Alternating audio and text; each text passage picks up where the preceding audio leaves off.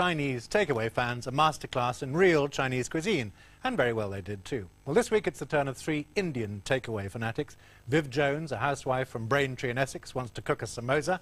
Dee McDonnell, an estate agent from Horsham in West Sussex, wants to master meat curry. And Eamon O'Donnell, a window cleaner from Willesden in North London, wants to cook pilau rice. Their tutor is Cyrus Todiwala from the Cafe Spice in central London. In fact, our brave trio have already brushed up on their three chosen dishes. They've cooked them at home by following recipe books. But Cyrus thinks he can help them do even better. There you go, those are the ones I brought in for you. Not bad. Not bad. Yeah.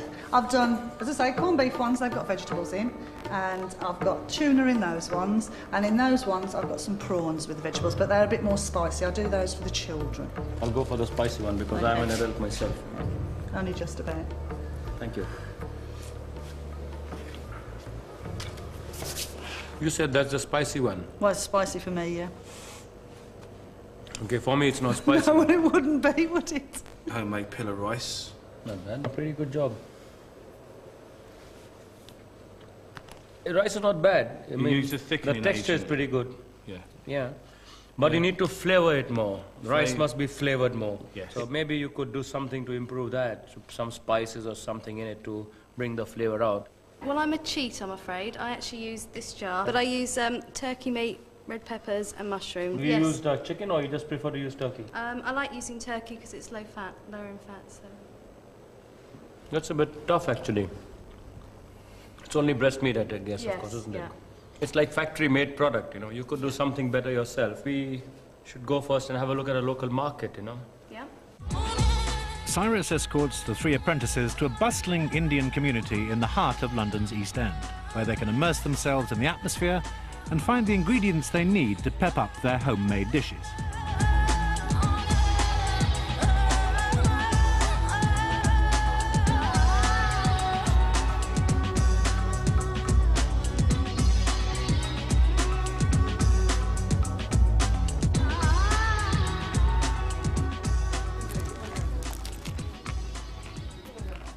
Oh, it's got like a wood in it. It's a gourd, snake gourd it's called, because it goes long like a snake. Yeah? Oh, right, looks like a cucumber. Ooh. You didn't smell of it. Looks like a giant lettuce. No, it's a kind of spinach. Oh, spinach again. Yeah. I quite like spinach, though. To make in the bhaji. They want me to buy that, won't they? What'd you do with them then? Boil them, fry them, and Boil them, fry them, cook them with meat, chicken, fish, anything. Now taste what you just nicked. It's lovely. Taste what I just nicked. Looks like a sweet corn, but purple. It's got lots of that. Grows, it's the flower of the banana. It grows where the whole bunch grows, it goes below the banana. Dried lemon. Oh, what would you do with that? Put them into pilau, get a good flavor. Wouldn't have it in your gin and tonic, though? So the cloves need to go where the oil is more. You push them in where the oil is, yeah? So for Dee, it's a restaurant-sized chicken curry, but this time it doesn't come out of a jar. Choice chicken pieces are mixed with an assortment of spices and cooked for about 15 minutes. Okay. Thank you.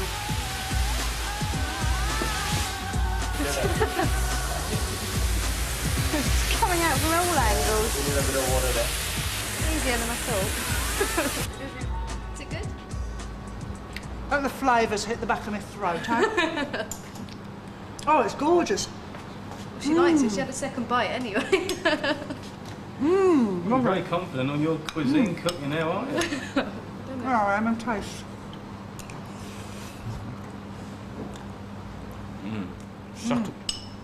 Succulent. It's succulent and the chicken's not dry at all, is it? It's very velvety.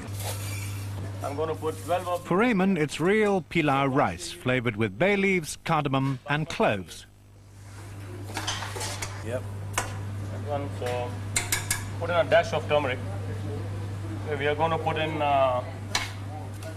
saffron as well. There's that famous bit of wood that everybody gets in their rice and they don't know what it is. Or maybe there's a lumberjack around town somewhere. Eamon's famous bit of wood is, of course, cinnamon, added for its distinctive sweetness.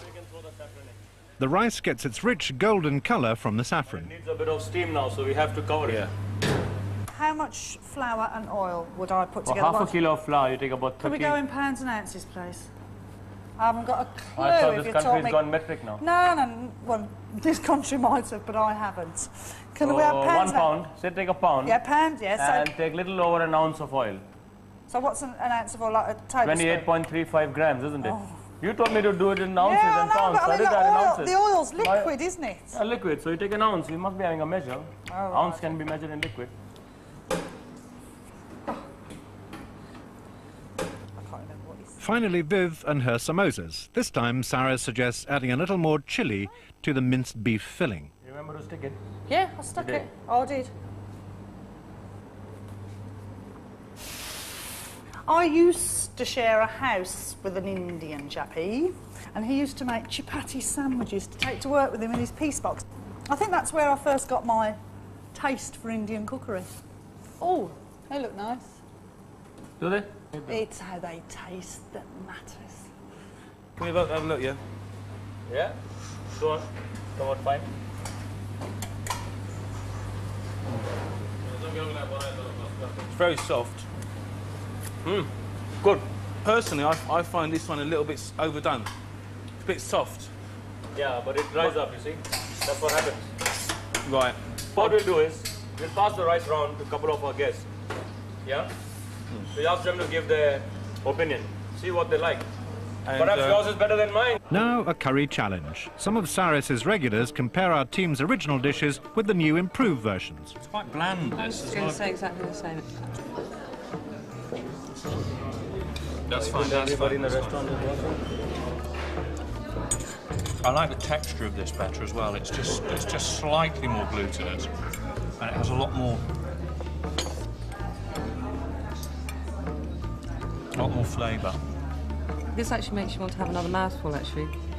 And as I say, I'm not that bothered about rice. Given a choice, I prefer the second one.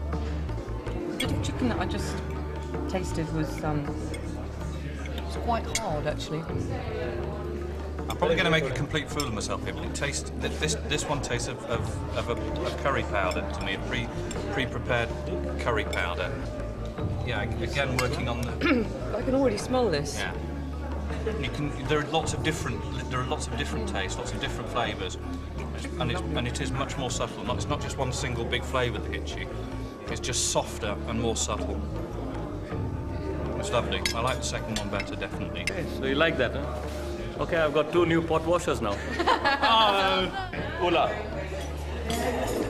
You tried that already, or you want to try some more? And that's the stuff.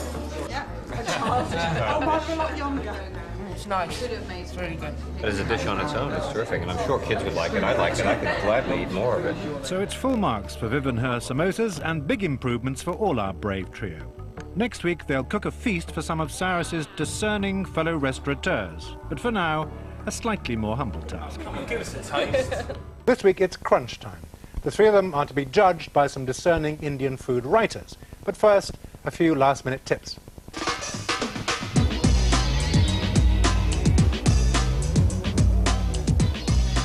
The most important thing about Indian cooking is the blend of spices and condiments. This, in Indian terms, is known as cinnamon, but actually it is an acacia bark. What they do is when the tree is ready to mold, they rub a very solid flat copper rod on the bark, and the friction causes the bark to peel off. Turmeric is actually used not primarily only for coloring food or flavoring food. It is an ideal antiseptic. In the kitchen, this is the most important thing we have for stopping bleeding. When you get a big gash, you just put a little turmeric and it blocks the wound up. Yeah. And this also acts as an antiseptic inside, because when it coats your stomach lining, it prevents things like chilies from upsetting you inside too much. Some chilies are hot and some Well, not. the smaller they come, the hotter they get. Yeah, The bigger they are, the milder they are. No, when you come to the seeds will be a bit hot, but the big piece won't be so hot. Come on, take a great big bite. Oh. Seed yet? No, but it's Hey, it's going through the whole thing. It's getting hotter as you go up. Let's have it. No, it's not bad. it's not bad. Okay. Oh, we're going to give him the Okay. Yeah, just hold your breath and look up. Strain your neck as far back as it can go. Are they getting hotter or something, Anne? Yeah.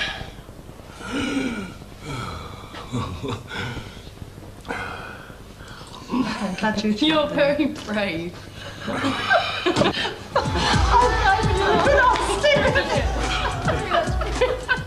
Things are already getting tough for Eamon, but it's only going to get worse. We've got some very important guests coming this evening. You guys are going to be judged. It's not down to just spices, and it's just not down to a few bits and pieces of onion. It's going to be something more exotic that you guys are going to turn out. So you're going to be doing a nice traditional korma. Right. Yeah, with some chicken. We'll have you do some vegetables. Okay. So that you can do something different with vegetables, since you want your kids to learn to eat vegetables. So you better learn some more stuff on. And Eamon, what we need you to do is to do something in tandoori, you know, so that you get to know how to char grill stuff. But you the leaf of a small yam, like thing that grows below the earth. It's called arvi. Okay. And then cut it round like that. Go for the other one. Cut it round. Yeah. And you come all the way down. That goes in the bin. Right. And that you keep aside. This is yellow tur lentil and orange lentil mixed together, cooked, and it's been tempered with garlic, chili, red chilies, green chili, cumin. You're going to stir it as far as you can go. From there right up to the end. Yep.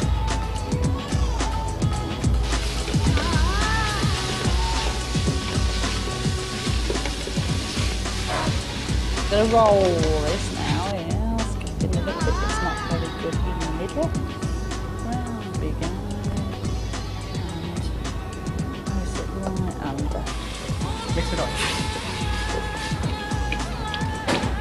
Just splashing a little bit of oil on top. And now what we're going to do, we're going to put them straight into Viv's dal stuffed yam leaves are steamed for 15 minutes. Right, now, so can I go and put my feet up now? No way, you must be joking. You got work to be done. Don't forget, you're running out of time. Dee's mixing onions, cashew nuts, cinnamon, cloves, almonds, saffron and coconut milk to make the sauce for the mild chicken korma. Yep. Ready? And in they go. Straight in. It's a gorgeous colour, isn't it? It's just...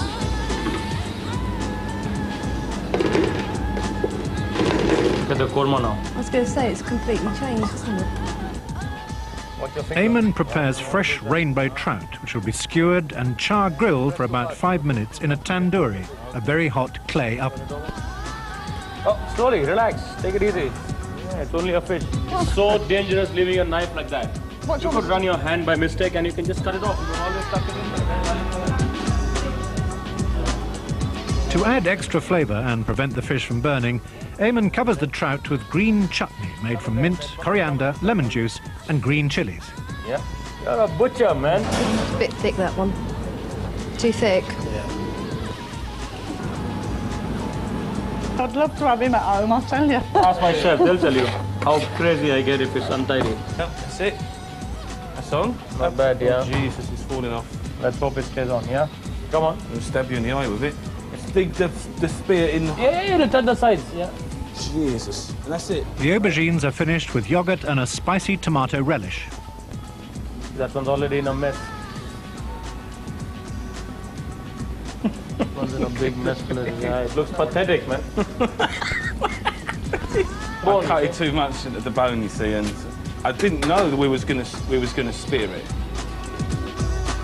Come on, guys, let's go. The judges are here. Let's finish the work. Come on, move it. Let's go now. Plate up. Come on, let's go. I'm Iqbal Wahab. I run 2 magazines, Tandoori and Indian Oriental Food and Drink. I'm Colleen Grove, co-editor of the Real Curry Restaurant Guide. I'm Pat Chapman. I'm the founder of the Curry Club.